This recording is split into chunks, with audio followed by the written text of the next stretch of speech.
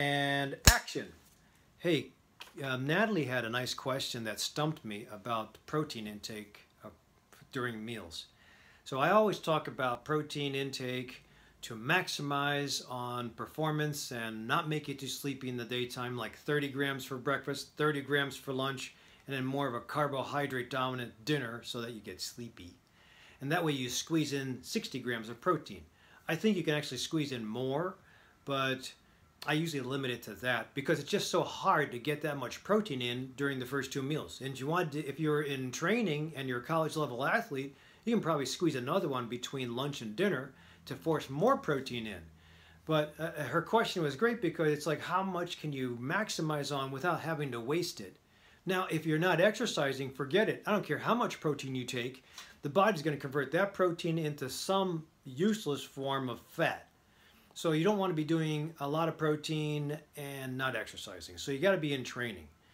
The theory is if you have enough protein around at the right amounts of time and the right volume, that the body will get turned on and a path will open up where you're in an anabolic state. That means you're making muscle. Versus the opposite, where you don't have any protein in you, you are hitting the wall because you're too lean on your food and you're exercising too much, and you're in a catabolic state. You're actually breaking down tissue, and you're going to be in muscle spasm. You're not going to be able to exercise properly. You're not going to be able to heal properly. You're not going to be able to repair muscle properly. You don't want catabolic states. So anabolic state, I always suggest 30 grams, and it would be great if you can do 30 grams of whole food in breakfast and lunch, and then maybe if you can't, you sprinkle in a protein powder supplement to supplement the meal to get to 30. I usually max out at 30. And yes, it just so happens that most of the information out there says 30 is about max. I think there are some proponents that say you can actually push that even further depending on what else is in the meal. Like if you have it with high fiber, it slows down the absorption in the small intestine.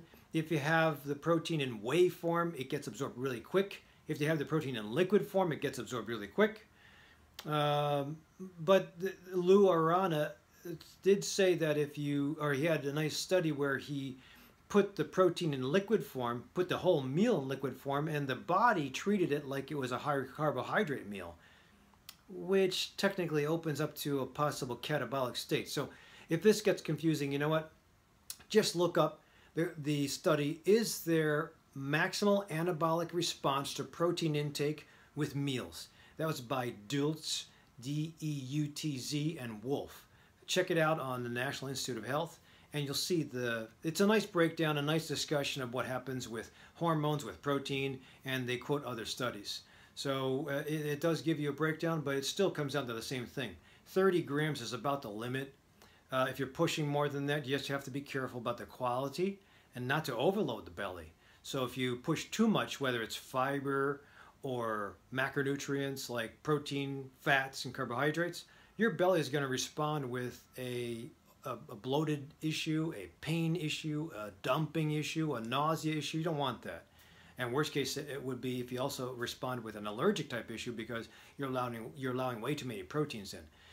If you take in protein in a whole food approach, that would be the healthiest, but you're going to be buying a lot of steaks. You probably have an elevated cholesterol, and that's a lot of calories. So you better work that stuff off. I like to try to just get it more pure.